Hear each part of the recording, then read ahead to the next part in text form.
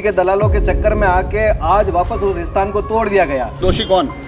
दोषी तो आयुक्त साहब है। सभापति जी निर्दोष है? हो सकता है। 2 घंटे से वहाँ बैठे, अब एक आधा पौन घंटा यहाँ होने आया है, अभी तक ये पता ही नहीं है कि वो कहाँ हो रहे हैं। अधिकतर जो मामले आते हैं उसमें सभापति महोदय के हवाले से यही कहा जाता है कि मुझे संज्ञान नहीं है। धार्मिक स्थलों पर बार बार ये अत्याचार होते हैं। सभापति जी को खुद को फोन किया लेकिन सभापति जी अभी तक नहीं आए। सारी जनता यहाँ बैठी हुई है, यहाँ आना चाहिए। अगर तो आ रहे हैं, मतलब क्या, वो तो आ रहे हैं। ये तो कह रहे हैं कि भाई सभापति हमारे निर्दोष है और जो दोष है वो आयुक्त और बाकी सबका है, सभापति का हमारी कोई गलती नहीं है। तो सभापति आयुक्त सब मिले हुए हैं, ये तो सब एक जैसे हैं। बचाने की कोई बात नहीं है, सारे चोर हैं। अभी ताज़ा दृश्य मैं आपको दिखा रहा हूँ, राजसमंद का जो फायर का ऑफिस है वहाँ पर नेता प्रतिपक्ष हिम्मत कुमावत धरने पर बैठे हुए हैं। उनके साथ पार्षद जो कांग्रेस से पार्षद निकल कर आते हैं, हिम्मत जी कीर बैठे हैं, उनके साथ बड़ी संख्या में लोग यहाँ जुटे हुए हैं। और जो पूरा मामला है, ये मामला निकल कर आता है राजसमंद जिला मुख्यालय के मोही रोड पर जो एक कॉलोनी बसी हुई है अरिहंत नगर, वहाँ पर आज सुबह जानकारी निकल कर आती है कि जो एक दशा माता का एक चबूतरा था वो नगर परिषद के माध्यम से तोड़ दिया गया है। कि उस क्षेत्र के जो पार्षद हैं हिम्मत कीर और साथ ही जो नगर परिषद के नेता प्रतिपक्ष है हिम्मत कुमावत, उनसे बात करते हैं और जानते हैं कि आखिर इस प्रकरण को ये दोनों किस तरह से देखते हैं, आखिर इसमें दोषी कौन। आज ऐसा क्या मामला निकल कर आ गया है कि न केवल आप धरने पर बैठे हो बल्कि नगर परिषद और आयुक्त नगर परिषद दोनों के खिलाफ नारेबाजी की जा रही है? राजसमंद नगर के अरिहंत नगर में, मोही रोड पर जो अरिहंत नगर है, वहाँ पर स्थानीय लोगों ने मिलकर वहाँ पे जो भूमि पूरी प्लानिंग की जो भूमि छूटी है उस पर वहाँ पे दशा माता का स्थान बनाने की इच्छा जताई। तो आयुक्त साहब और सभापति जी स्वयं मौके पे वहाँ पधारे हैं। उन्होंने बताया कि इस स्थान पर बना दो। इन लोगों ने, सारे लोगों ने वहाँ पे पैसा इकट्ठा करके और वहाँ पे दशा माता का जो स्थान बनाया, पता नहीं इन भूमि के दलालों के चक्कर में आके आज वापस उस स्थान को तोड़ दिया गया। ऐसे धार्मिक स्थलों पर बार बार ये अत्याचार होते हैं, ये कब तक हिंदू समाज सहन करेगा। और मुख्य जो बात है कि जो जेसीबी ड्राइवर था वो मुसलमान था, और वहाँ अगर आज कुछ हो जाता तो उसका जिम्मेदार कौन होता? कल शहर में इतना बड़ा कार्यक्रम है यहाँ पे नववर्ष को लेके, और आज अगर इनके मतलब इनकी तो पूरी प्लानिंग यही थी कि कल के कार्यक्रम को फ्लॉप किया जाए।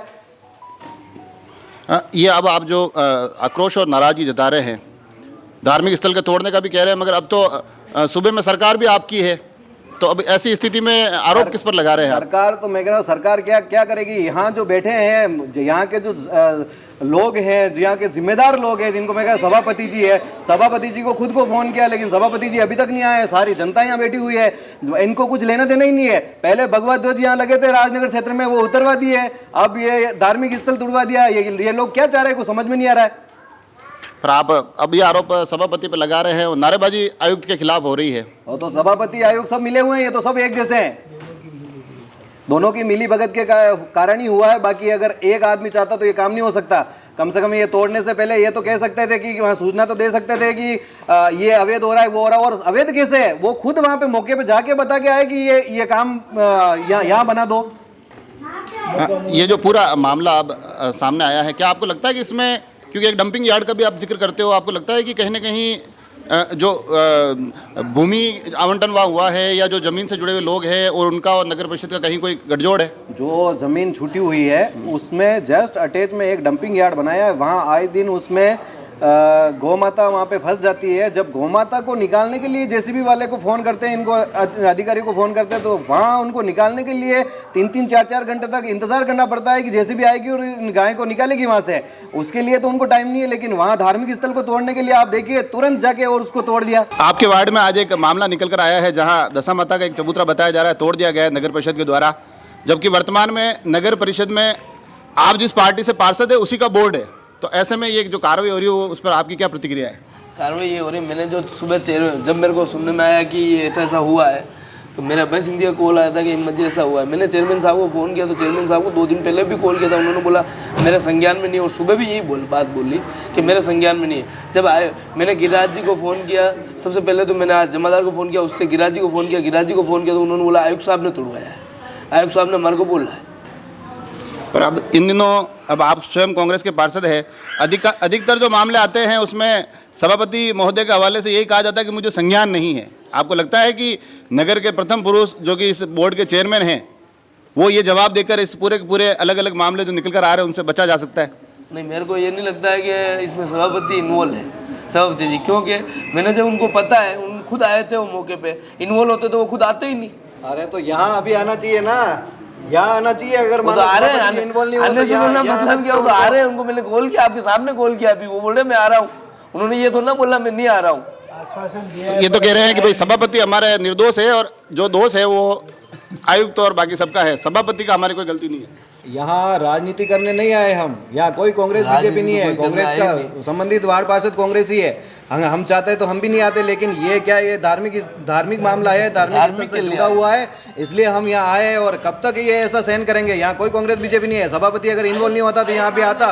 2 घंटे हो गए उस बात को फोन किए हुए, अभी तक सभापति यहाँ नहीं आए। और आयुक्त, पता नहीं आयुक्त को फोन किया तो वो कहाँ बैठा हुआ है, समझ में नहीं आ रहा है क्या हो रहा है। जनता परेशान है, बेचारे सुबह से भूखे हैं उस स्थल के लिए, वहाँ जाके 2 घंटे से वहाँ बैठे, अब आधा पौन घंटा यहाँ होने आया है, अभी तक ये पता ही नहीं है कि वो कहाँ रो रहे हैं। आयुक्त तेरी तानाशाही अब ये इनका बहुत स्पष्ट तौर पे कहना है कि दोनों ही मिले हुए हैं। आप कहीं ना कहीं सभापति को बचाने की कोशिश कर रहे हैं। बचाने की कोई बात नहीं है। मेरे को तो आयुक्त साहब ने एक दिन मजाक में ही बोल दिया था कि आप ऐसे ऐसे मिले, आप तुम नहीं मिले हुए। मैंने आयुक्त साहब को ये जवाब दिया कि सर मैं तो दिन भर ही वहीं रहता हूँ, मेरे को जब ये फ़ोन करता है उस समय मैं वहाँ पहुँच जाता हूँ। आप वो बात मत करिए, आप तो जो मुद्दा है आज उसमें बताइए कि दोषी कौन? दोषी तो आयुक्त साहब है। सभापति जी निर्दोष है? हो सकता है, हम ये हम नहीं बोलते कि वो निर्दोष है। पूरी नगर परिषद सामने आएंगे तो पता चलेगा ना, आयुक्त साहब सामने आओगे तो पता जमादार भी चलेगा। हो सकता है, सफाई इंस्पेक्टर भी हो सकता है, आयुक्त हो सकता है, ऐसा कोई भी सभापति ले हो सकता है। मैं तो कह रहा हूँ कि सभी इसके जिम्मेदार हैं, बाकी कोई ना कोई तो यहाँ तक सारे चोर हैं। तो देखा आपने, दोनों ही बड़े गंभीर आरोप लगा रहे हैं। हालांकि कहीं ना कहीं हिम्मत कुमावत बड़े स्पष्ट तौर पर नगर परिषद आयुक्त और सभापति दोनों पर निशाना साधते हुए दिखाई दे रहे हैं। हालांकि हिम्मत कीर आयुक्त महोदय पर तो निशाना साध रहे हैं, सभापति को बचाने में कहीं ना कहीं हल्की फुल्की कोशिशें जरूर की है। अब मैं आप पर छोड़ता हूं, आप तय करें इस मामले में दोष किसका। जुड़े रहे राजसमंद एक्सप्रेस से, धन्यवाद।